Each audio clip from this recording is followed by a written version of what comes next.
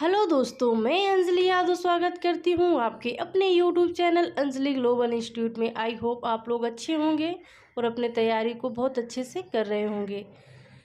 कहा जाता है अपने सपनों को सांसों में रखना, अपने सपनों को सांसों में रखना, हर मंजिल को अपनी बाहों में रखना। जीत तेरी जरूर होगी एक दिन, जीत तेरी जरूर होगी एक दिन, अपने लक्ष्य को अपनी नज़रों में रखना। तो इसी के साथ आज के सेशन को हम स्टार्ट करते हैं। अगर इससे पिछली वीडियो को आपने नहीं देखी हो तो प्लेलिस्ट में पड़ी है, जाके उसे ज़रूर देखिएगा। तो मॉडर्न हिस्ट्री के क्लास में पिछली वीडियो में हमने देखा था मराठा साम्राज्य के बारे में, और इस वीडियो में हम देखने वाले हैं कि आंग्ल मराठा युद्ध जो हो रहा है उसके बारे में हम देखेंगे। तो चलिए क्लास को हम स्टार्ट करते हैं। आंग्ल मराठा युद्ध, इसमें देखेंगे कि जो आंग्ल मराठा युद्ध है ये 18वीं शताब्दी के अंत में और 19वीं शताब्दी के पूर्व में अंग्रेज़ों और मराठों के बीच जो है राजनीतिक सर्वोच्चता के लिए मतलब युद्ध हुए, जिसमें अंग्रेज जो है अंतिम रूप से विजयी होते हैं। हमने देखा कि पानीपत के जो तृतीय युद्ध है उसमें पराजय के बाद माधवराव ने क्या किया कि मराठों की खोई हुई जो प्रतिष्ठा है उसको पुनः बहाल करने का प्रयास किया। फिर 1772 में माधवराव की मृत्यु हो गई, जिसके उपरांत उनका छोटा भाई नारायण राव पेशवा बन रहा है। 1773 में उसके चाचा हैं रघुनाथ राव, वो क्या कर रहे हैं कि नारायण राव की हत्या कर दे रहे हैं। नारायण राव के पुत्र उसके बाद माधव नारायण राव जो है वो पेशवा घोषित हो रहा है। तब रघुनाथ राव जो है वो पेशवा बनने की चाह में क्या करता है कि अंग्रेज़ों से मदद लेने जाता है, और वहाँ जाके उसने सूरत की संधि किया जो 1775 ईस्वी में हुई। और ये जो संधि हुई, जो रघुनाथ राव था और जो अंग्रेज़ थे उनके बीच जो ये संधि हुई, सूरत की संधि 1775 ईस्वी में, यही जो है आंग्ल मराठा युद्ध की एक नींव का काम किया। तो हमने देखा कि सूरत की संधि जो हुई 1775 में, इसके तहत ये हुआ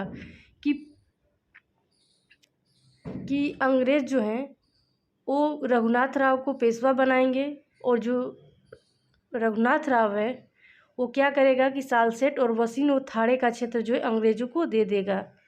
और जो ये संधि हुई थी सूरत की संधि 1775 ईस्वी में, यह संधि बम्बई की अंग्रेजी सरकार और रघुनाथ राव के बीच हुई थी, और इस संधि का आगे चल के कलकत्ता के जो अंग्रेजी सरकार है वो विरोध करेगी। तो उसी में हम देखेंगे आंग्ल मराठा युद्ध। फर्स्ट आंग्ल मराठा युद्ध जो 1775 से लेके 1782 ईस्वी तक चलेगा।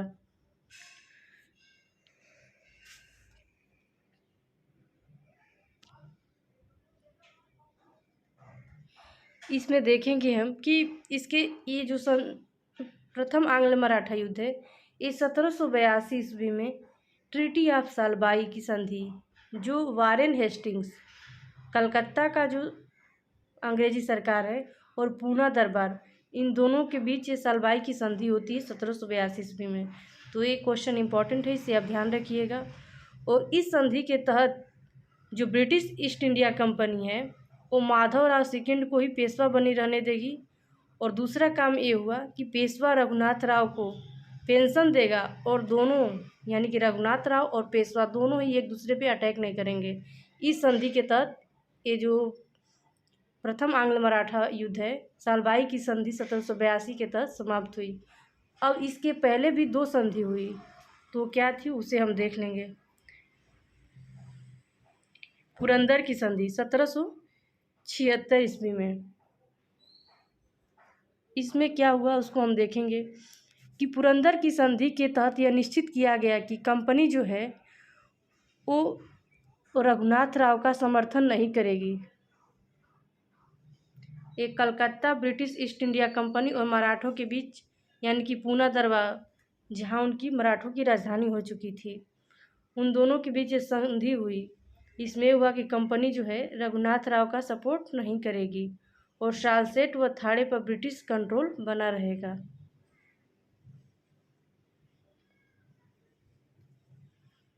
अब आगे देखते हैं दूसरा क्या हुआ कि जब ये संधि हुई थी, पुरंदर की संधि 1776 ईस्वी में, तो ये तो कलकत्ता के जो अंग्रेजी सरकार है और मराठे पूना दरबार के बीच ये संधि हुई थी, जिसमें ये हुआ कि कंपनी जो रघुनाथ राव को पेशवा बनाने का जो जिम्मा लिया है कि उसे वो पेशवा बनाएगी, तो ऐसा ना हो, इसीलिए ये पुरंदर की संधि हुई थी।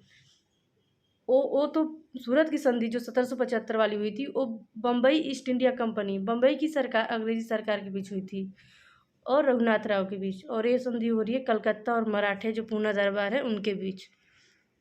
तो ये सब हुआ। जो ट्रीटी ऑफ पुरंदर हुआ, यानी पुरंदर की संधि जो हुई, वो कोलकाता के गवर्नर जनरल और मराठों के बीच यानी पूना दरबार के बीच हुआ। और इसका विरोध यानी अप्रोच किया मुंबई के जो ब्रिटिश सरकार है, अंग्रेजी सरकार है, वहाँ के गवर्नर ने इसका विरोध किया। तो इसका विरोध किया बम्बई की जो सरकार है। तब इसमें क्या हुआ कि बम्बई की जो ईस्ट इंडिया कंपनी और मराठे, इन दोनों के बीच युद्ध होता है, और जिसमें मराठे जो हैं ब्रिटिश ईस्ट इंडिया कंपनी जो बम्बई की जो अंग्रेजी सरकार है उसको हरा देते हैं। तो इसी क्रम में क्या होता है कि बड़गांव की संधि होती है 1779 में, इसे आप ध्यान रखिएगा। और इसमें क्या होता है कि जो British Bombay east India company है, ठीक है, और मराठों के बीच ये संधि हो रही है, इन दोनों के बीच बड़गांव की संधि हुई। इसमें ये हुआ कि जो बम्बई ईस्ट इंडिया कंपनी है, बम्बई की अंग्रेजी सरकार ने जितना भी मराठों का क्षेत्र जीता है उसको वो मराठों को वापस कर देगी। तो इस संधि के तहत मतलब ये प्रथम युद्ध जो है, और फिर इसी के बाद सलवाई की संधि होती है। हम ऊपर देखे हैं इधर कि सलवाई की संधि होती है। कलकत्ता के जो गवर्नर जनरल हैं, मतलब अंग्रेजी सरकार है, वारेन हेस्टिंग्स था, और पूना दरबार है। पूछता है कौन सा, मतलब गवर्नर जनरल था, तो वारेन हेस्टिंग्स था और पूना दरबार के बीच। उसमें ये होता है कि माधवराव जो है सेकेंड, वो जो है पेशवा बना रहेगा, और पेशवा रघुनाथ राव को जो है पेंशन देगी, और दोनों एक दूसरे पे अटैक नहीं करेंगे। तो इस तरह से प्रथम आंग्ल मराठा युद्ध खत्म होता है। अब हम देखेंगे कि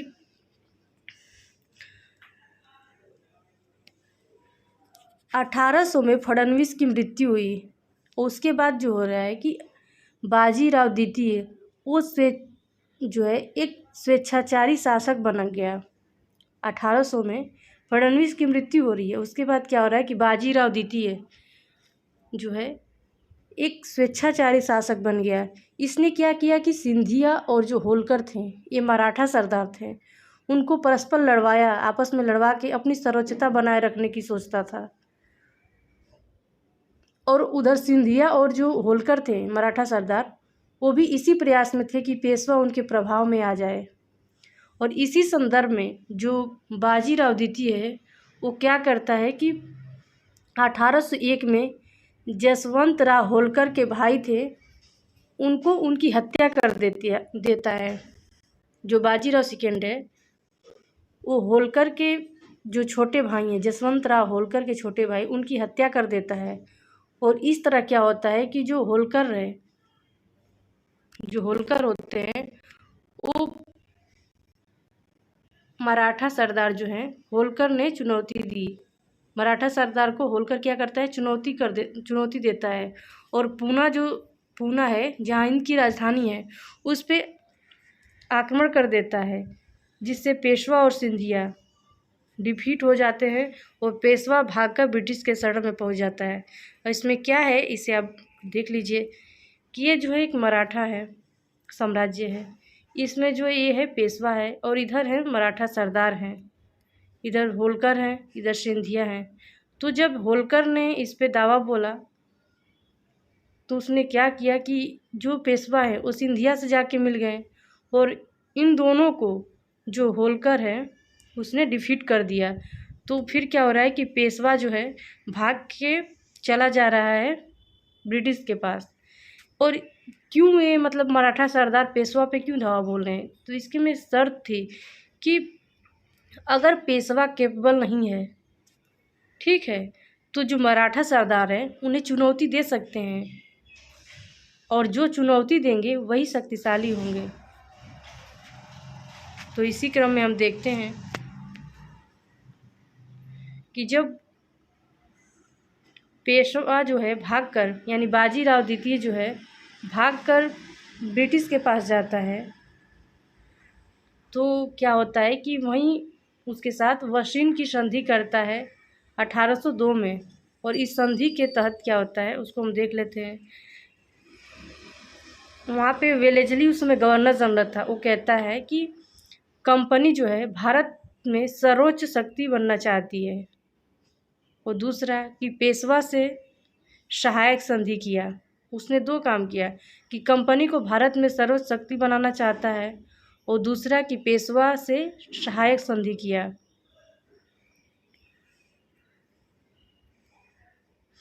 और सहायक संधि के तहत क्या हुआ उसे आप देख लेते हैं कि बाजीराव द्वितीय से जो सहायक संधि हुआ वेलेस्ली का, उसमें हुआ कि पुणे में जो है ब्रिटिश आर्मी रहेगी, जिसका खर्च जो है पेशवा देगा। ठीक है, उसने बताया कि आर्मी का जो सालाना खर्च है वो 20 लाख रुपए है, जिसे पेशवा को देना पड़ेगा। और दूसरा क्या हुआ कि पेशवा ने उसने क्या किया कि अब पेशवा क्या कर रहा है कि पेशवा ब्रिटिश की जो एक सहायक संधि है उसको स्वीकार करता है, उसका प्रोटेक्शन स्वीकार करता है। और मराठों के लिए बड़ा ही ये अपमानजनक रहा जो ये वशीन की संधि हुई बाजीराव द्वितीय और वेलेस्ली के बीच। ये मराठों के लिए बहुत ही अपमानजनक सिद्ध हुई।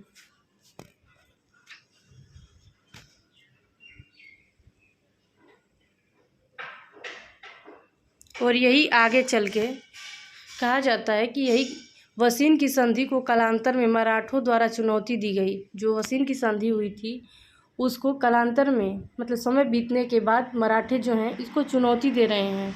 और दौलत राव सिंधिया और रघुजी भोसले द्वितीय जो थे उन्होंने अंग्रेज़ों के बीच संयुक्त मोर्चा बनाया था। फिर देखते हैं तो यही कारण बनता है द्वितीय आंग्ल मराठा युद्ध का, जो 1803 से 1805 ईस्वी तक हुआ। इसमें देखेंगे कि वेलेस्ली जो है मराठा सरदारों को डिफीट कर देता है। अब तो होलकर जो पेशवा हैं वो तो इनके प्रोटेक्शन में आ चुके हैं वेलेस्ली के, अब बच गए मराठा। तो मराठा को ये क्या करता है अलग अलग संधि करके उनको डिफीट करता है। तो इसी क्रम में देखेंगे कि 1803 में भोसले जो थे उनके साथ देवगांव की संधि होती है। 1803 में सिंधिया के साथ सूजी अर्जन गांव की संधि होती है। और 1805 में होलकर के साथ राजपुर घाट की संधि होती है।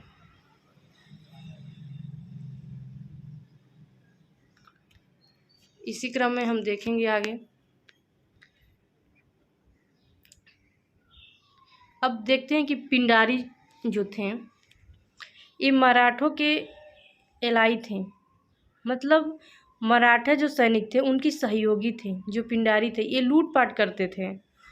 और इस सेंस में हम देखेंगे कि जो व्यापारी हैं, मतलब जो पिंडारी हैं वो लूटपाट करते थे, तो लूटेंगे किसको? जो जिसके पास ज़्यादा धन होगा, यानी कि व्यापारियों को लूटते थे। इससे क्या होगा कि लॉ एंड ऑर्डर जो है वो ख़राब होगा, मतलब ये ख़राब करते थे लॉ एंड ऑर्डर को। तो इस तरह से लॉर्ड हेस्टिंग उस समय गवर्नर था, वो क्या करता है कि पिंडारियों पे अटैक करता है और उनको पराजित करता है।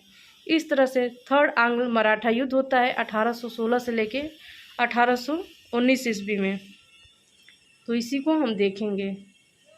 आई होप ये क्लास आप लोगों को पसंद आ रही होगी। अगर ना समझ में आए तो दोबारा से आप ज़रूर देखें, लेकिन इस तरह से आप पढ़ेंगे।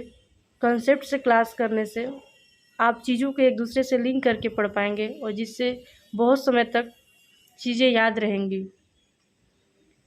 थर्ड आंग्ल मराठा युद्ध को हम देख लेते हैं कि पेशवा को डिफीट कर ट्रीटी ऑफ पुणे की गई।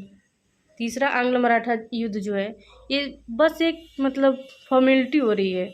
इसमें क्या हो रहा है कि इस पर अब जो मराठा साम्राज्य है उस पर पूरी तरह से हम नियंत्रण अंग्रेज़ों का हो जाएगा। तो उस पर देखेंगे कि मराठों को डिफीट कर ट्रीटी ऑफ पुणे की गई 1817 में। और 1818 में क्या हो रहा है कि पेशवा की पद को पूर्णतः समाप्त कर दिया जाता है और जो बाजीराव द्वितीय है उसको पेंशनर बनाकर कानपुर के बिठूर भेजा जा रहा है।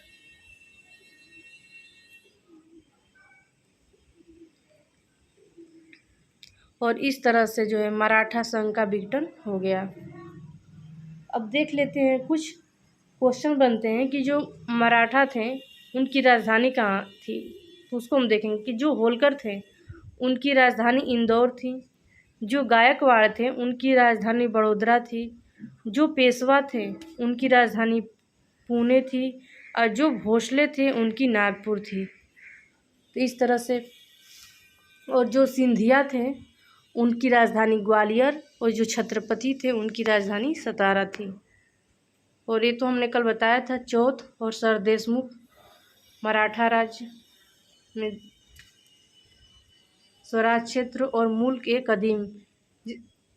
के कदीम क्या कि हमला करके अर्जित किया गया क्षेत्र, मतलब मराठा जो है जिस क्षेत्र को हमला करके जीतते थे उसको मतलब क्या करते थे उससे वो चौथ कर लेते थे। बोलते थे कि मतलब आक्रमण न करने के संदर्भ में, सुरक्षा करने के संदर्भ में, मतलब ना हम तुम पे आक्रमण करेंगे और ना तुम हम पे आक्रमण करना।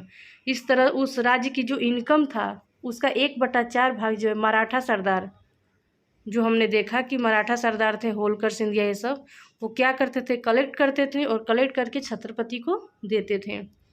इस तरह से ये हो गया। हमने देखा सर देशमुखी जो 10% था, इसमें ये स्वराज क्षेत्र पे था, जो उनका मतलब क्षेत्र था मराठा का, उस पे वो सर देशमुख लगाते थे, छत्रपति के कंट्रोल में होता था।